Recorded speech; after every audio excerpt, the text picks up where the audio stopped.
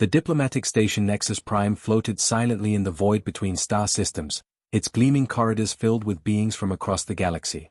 Today marked a historic moment, humanity's first formal dinner with the Galactic Council. 12 different alien species had gathered to welcome Earth's newest representative into their ancient community. Ambassador James Mitchell walked through the station's main corridor, his black diplomatic uniform crisp and formal.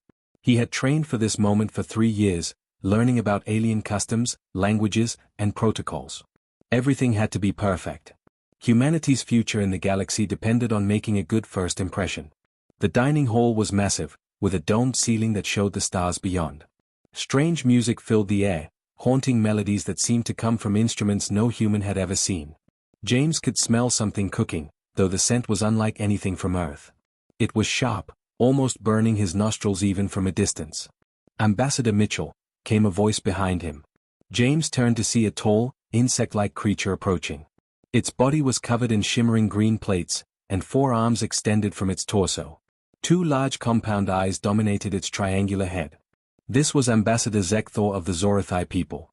"Thank you for having me," James replied, offering a slight bow as he had been taught. "I'm honored to share this meal with you." The Zorati's antennae twitched nervously. "Yes, well, about that meal." The creature's translator device crackled as it spoke. "There is something we must discuss first. The traditional welcome feast contains certain ingredients that may be problematic for your species." James noticed other aliens beginning to enter the dining hall, but something was wrong. They were all wearing what looked like space suits, sealed helmets, breathing apparatus, thick gloves. Even more strange, they were setting up behind thick glass barriers that surrounded the dining area. "Is there some kind of danger?" James asked, watching a blue-skinned humanoid seal itself inside what appeared to be a protective bubble. The Zorati's 4 hands gestured frantically. "The meal contains pyrethane extract. This compound is, how do your people say, deadly poison to most life forms in the galaxy. Even trace amounts cause immediate cellular breakdown and death." A floating jellyfish-like creature drifted past, its transparent body glowing softly inside a protective field. Its mental voice echoed in James's head through a translation device. "Perhaps the human should observe from safety? We have prepared nutritious paste as alternative." James looked around the room again. Every single alien was now safely sealed behind barriers or inside protective suits. Warning lights flashed red around the dining area. Medical equipment hummed to life, ready for emergency treatment. The serving staff, robots, he now realized, were moving the food with mechanical precision, their metal bodies apparently immune to whatever danger the meal presented. "Let me understand this," James said slowly. "You're telling me that this welcome dinner will kill me?" "Most certainly," replied a voice from his left. A creature that looked like a walking tree, its bark-like skin thick and ancient, spoke through a breathing mask. "My people have natural resistance to many toxins, but even we cannot survive direct contact with pyrethane. It burns through organic matter like acid through paper."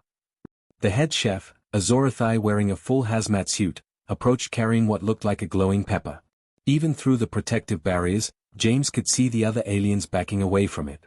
"This is the first course," the chef announced, his voice muffled by the suit.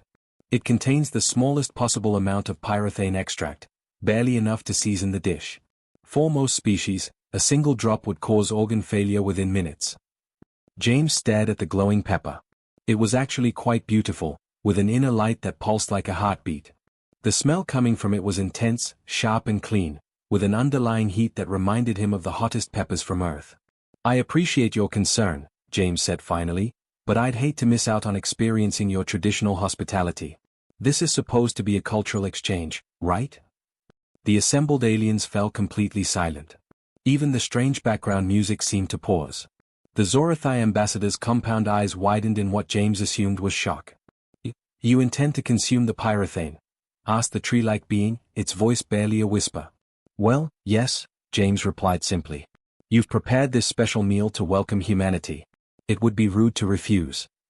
A flurry of rapid communication broke out among the aliens, clicks, whistles, electronic beeps, and mental projections all mixing together as they debated in their various languages.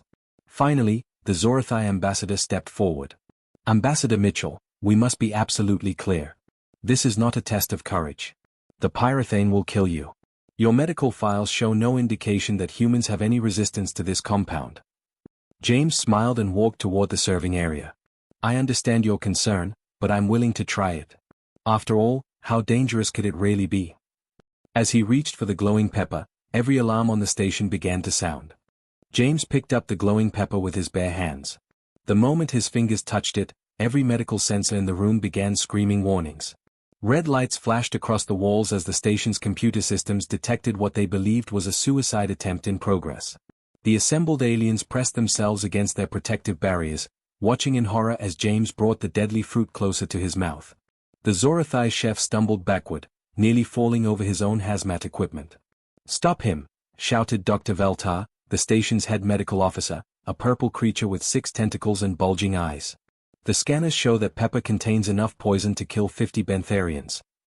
James paused, the pepper halfway to his lips. "Really?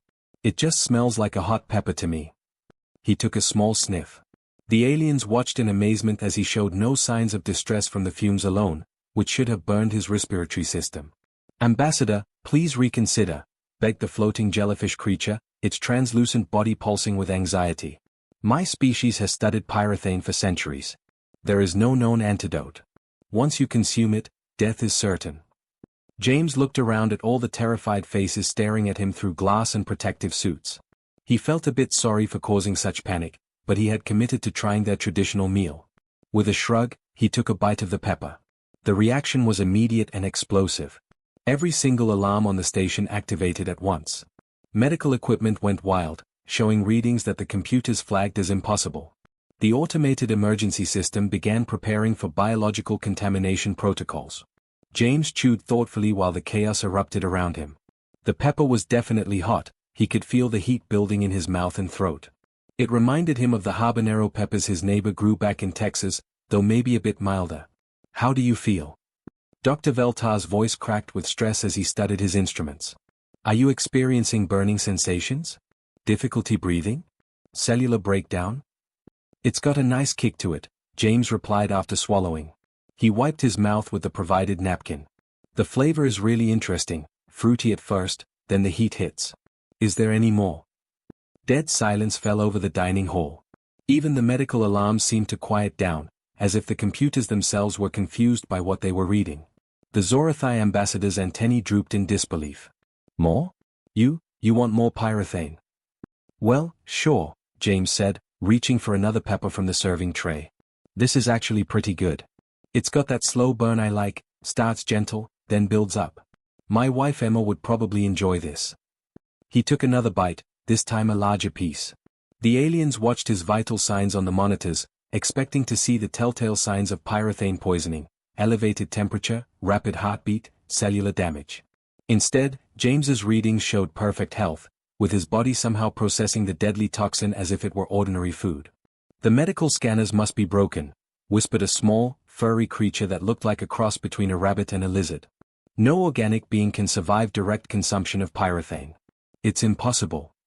The robotic serving staff, following their programming, brought out the second course, a soup that glowed like liquid fire. The pot containing it was marked with warning symbols in 12 different languages, all essentially saying deadly poison, do not touch. James accepted the bowl with a smile. The soup radiated heat that made the air shimmer around it. The serving robot's metal hands had special coatings to prevent the pyrothane from eating through the machinery. "This smells wonderful," James commented, stirring the glowing liquid with his spoon. "What kind of base did you use? It has a rich, complex aroma." The Zorathai chef was hyperventilating inside his protective suit. His people had spent generations building up tiny tolerances to pyrothane, and even they could only handle microscopic amounts. This human was treating it like regular soup. James took his first spoonful. The watching aliens collectively held their breath, waiting for the inevitable collapse. Instead, James's eyes lit up with pleasure. "Oh, this is excellent," he exclaimed. "The heat builds really nicely, much more sophisticated than the pepper. There are layers to it. Is that garlic I'm tasting? And something smoky?" Dr. Veltar's tentacles were trembling as he watched his instruments. His digestive system is showing massive chemical reactions, but instead of breaking down, it's actually processing the pyrothane and converting it into beneficial compounds. This shouldn't be possible. James finished the entire bowl and leaned back with satisfaction. That was delicious. The spice level was perfect, hot enough to be interesting, but not overwhelming. Do you have anything with a bit more heat, though? I'm curious to see what your really spicy dishes taste like. The assembled aliens stared at him in complete shock. What they considered the deadliest natural substance in the galaxy, this human had just consumed like it was everyday food. And he was asking for something stronger. The tree-like being spoke in a voice filled with awe and terror. What manner of creatures are you humans? James wiped his mouth politely. Just people who enjoy good food, I suppose. Dr. Veltar's 6 tentacles danced frantically over his medical equipment as James finished his second bowl of the glowing soup. The readings made no sense. According to every known law of biology in the galaxy, the human sitting before him should have been dead 10 minutes ago. This is impossible, the doctor muttered, his purple skin shifting to a worried shade of gray. His stomach acid is not only neutralizing the pyrethane, it's breaking it down into proteins and minerals. He's actually getting nutrition from what should be killing him. The other aliens pressed closer to their viewing barriers, watching James like he was some kind of scientific miracle. The Zorathai chef had given up trying to understand what was happening and was now just staring in amazement through his hazmat suit. The third course is ready, announced one of the serving robots, rolling forward with a dish that made the previous meals look harmless. The food glowed so brightly it hurt to look at directly. Steam rose from it in waves that made the air itself seem to burn. What's this one? James asked cheerfully, accepting the plate that would have melted through the hands of any other organic being in the galaxy. The Zorathai ambassador found his voice with difficulty. That is a traditional warrior's dish from our homeworld. My people call it the final flame. It contains concentrated pyrethane extract at levels we use for industrial purposes. James took a forkful and examined it carefully. The food actually crackled as he lifted it, tiny sparks of energy dancing along its surface. It's beautiful, he commented. Like eating lightning. He put the fork in his mouth. Every alien in the room stepped back from their barriers, expecting some kind of explosion. The medical monitors went completely wild, showing chemical reactions inside James's body that their computers couldn't even classify. Red warning lights bathed the entire dining hall in an ominous glow. James chewed slowly, his expression thoughtful. Now this has some heat to it, he said finally. The burn is really building. This reminds me of that time my friend Bill dared me to eat a whole ghost pepper back home. Though I have to say, this has better flavor balance. Dr. Veltar's equipment was making sounds no one had ever heard before. His internal temperature should be approaching levels that would boil water, the doctor said in a shocked whisper. But his body is somehow regulating everything perfectly. It's like his digestive system was designed to handle this. The floating jellyfish creature pulsed with confusion. In our species' history, pyrethane has been used as a weapon of last resort. A single drop dissolved in water creates a poison that can clear entire cities. How is he eating it like normal food? James had moved on to what appeared to be some kind of bread, though it glowed with the same inner fire as everything else. The texture on this is really interesting, he said, taking another bite. It's got a nice crispy outside but stays soft inside. What kind of grain do you use?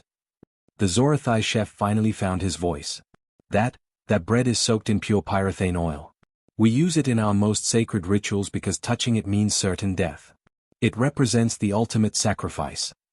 Well, it's delicious, James replied, finishing the entire piece. Though I have to ask, is this really the spiciest food you have? Don't get me wrong, it's got a nice kick, but I was expecting something that would really challenge me. The assembled aliens exchanged looks of pure terror. This human had just consumed enough concentrated poison to kill every living thing on the station, and he was complaining that it wasn't hot enough. The tree-like being spoke in a trembling voice. On my homeworld, we have legends of creatures that could consume fire itself. We thought they were just stories told to frighten children. Dr. Veltar was now taking detailed scans of James's entire body. His cellular structure is completely unaffected by the pyrethane. In fact, the chemical seems to be stimulating his metabolism in beneficial ways. It's as if his species evolved to process toxins that would kill anything else. James noticed the unusual attention he was getting. Is everything all right? You all look concerned. The food is really excellent. I'm just wondering if you have anything spicier. My daughter Kate grows these peppers back home that would probably give your pyrethane a run for its money. The small rabbit-like creature fainted inside its protective bubble. Tell me about these peppers, the Zorathai ambassador said carefully, as if he was afraid of the answer. Oh, they're wonderful, James said enthusiastically. Carolina Reapers, ghost peppers, scorpion peppers. Kate has a whole garden full of them. She makes this hot sauce that most people can't even smell without tearing up. I go through about a bottle a week on my eggs." The aliens stared at him in horror. Not only was this human immune to their deadliest poison, but his species deliberately grew and consumed substances that sounded even more dangerous. Dr. Veltar's voice was barely a whisper. "His people, they cultivate these toxins? For pleasure?" "Sure," James replied happily, reaching for the next course. "Nothing beats a good spicy meal. Though I have to say, this has been fantastic. Really authentic flavors. You can tell a lot of care went into the preparation." The serving robot presented the fourth course, something so violently radioactive it required special containment fields just to transport it safely. Dr. Veltar worked frantically at his computer terminal while James continued eating what the galactic community considered the most dangerous substance in known space. The doctor's tentacles moved so fast they were just purple blurs as he pulled up file after file of biological data. "I need to understand this," the doctor muttered to himself. "No species in our records can survive pyrethane exposure. Yet this human is thriving on it." On his screen, detailed scans of James's digestive system showed something that defied everything the galaxy knew about biology. The pyrethane wasn't just being neutralized, it was being broken down and used as fuel. James's body was actually getting stronger from consuming what should have been killing him. Meanwhile, James had moved on to the fourth course, a dish so deadly that 3 different galactic governments classified its recipe as a weapon of mass destruction. He took a generous bite and nodded approvingly. "The heat profile on this is really well done," he commented to the terrified Zorathai chef. "It starts with a nice warmth, builds to a solid burn, then has this pleasant lingering finish. Reminds me of a good habanero, but with more complexity." The chef's compound eyes bulged behind his protective visor. "That dish contains enough concentrated pyrethane to sterilize an entire moon," he whispered. "Really?" James took another bite. "It's good, but honestly, my neighbor Tom makes a chili that would probably be hotter than this. He uses these peppers called Trinidad scorpions, they're brutal." Dr. Veltar suddenly went very still. He had found something in the human database that made his blood freeze. "Everyone," he called out, his voice shaking. "I need you to see this." The assembled aliens turned their attention to the large screen the doctor had activated. It showed a detailed breakdown of human dietary history, translated from Earth's own scientific records. According to their data, Dr. Veltar began, humans have been consuming a compound called capsaicin for thousands of years. They deliberately seek out plants that produce this toxin and they enjoy it. The floating jellyfish creature's body pulsed with shock. They consume toxins for pleasure? It gets worse, the doctor continued, his voice getting higher with each word. They have something called the Scoville scale that measures the potency of these toxins. The highest levels recorded on their planet measure over 2 million units.